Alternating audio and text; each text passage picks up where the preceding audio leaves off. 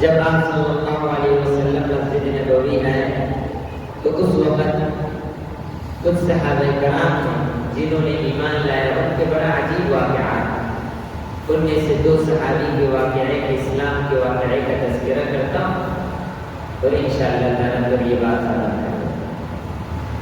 ان میں ایک عبداللہ ابن سلام جو مشہور صحابی ہیں، یہ یہودیوں کے بہت بڑے عالم،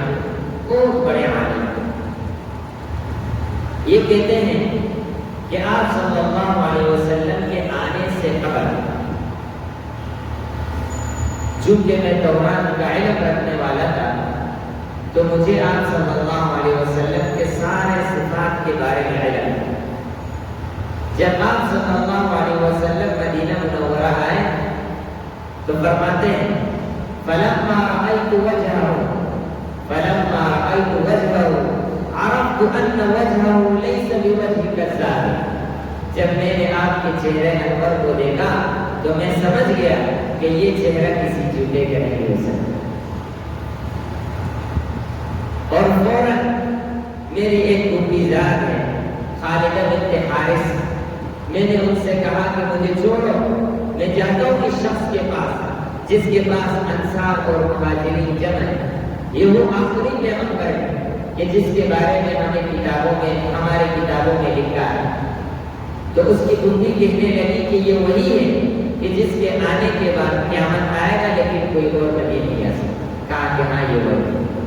تو عبداللہ بن سلام کہتے ہیں فوراً میں آپ صلی اللہ علیہ وسلم کے پاس آیا اور میں اسلام میں داخل ہوا، اور پھر اس کے بعد جا کر اپنے گھر والوں کو دین اسلام کی دعوت دی تو سارے گھر والے اسلام میں داخل ہوئے۔ اسی طرح ایک دوسرے ہیں صحابی میمون بن یاسین رضی اللہ عنہ، یہ بھی یہودیوں کے بڑے عالم ہیں۔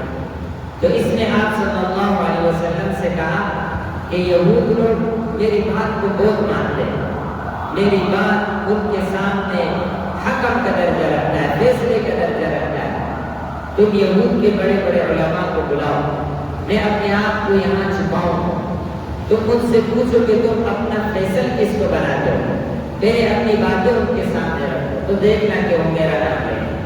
تو آپ صلی اللہ علیہ وسلم نے ان سے کہا کہ آپ چھپ جائیں، تو وہ چھپ گئے۔ آپ صلی اللہ علیہ وسلم نے یہود کے بڑے بڑے علماء کو بلایا اور ان کو بلا کر ان کے سامنے دین کی دعوت رکھی، اسلام کی دعوت ان کے سامنے رکھی، اور پھر بالآخر ان سے کہا کہ تم اپنے لیے فیصل کس کو بناؤ گے، حاکم کس کو بناؤ گے؟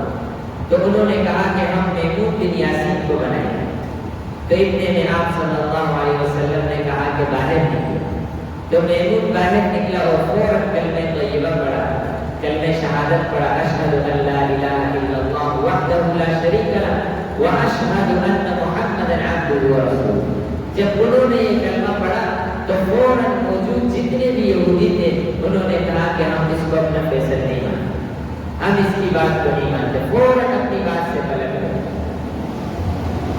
تو اس طریقے پر ان کے علاوہ ایک مشہور صحابی ہے حضرت سلمان فارسی رضی اللہ تعالی عنہ، ان کا واقعہ کچھ طویل، انہوں نے کیسے اسلام کی طرف، دین کی طرف آئے اور کتنی قربانیاں انہوں نے اس کے لیے برداشت کی اور کہاں سے کہاں تک ہجرت کی۔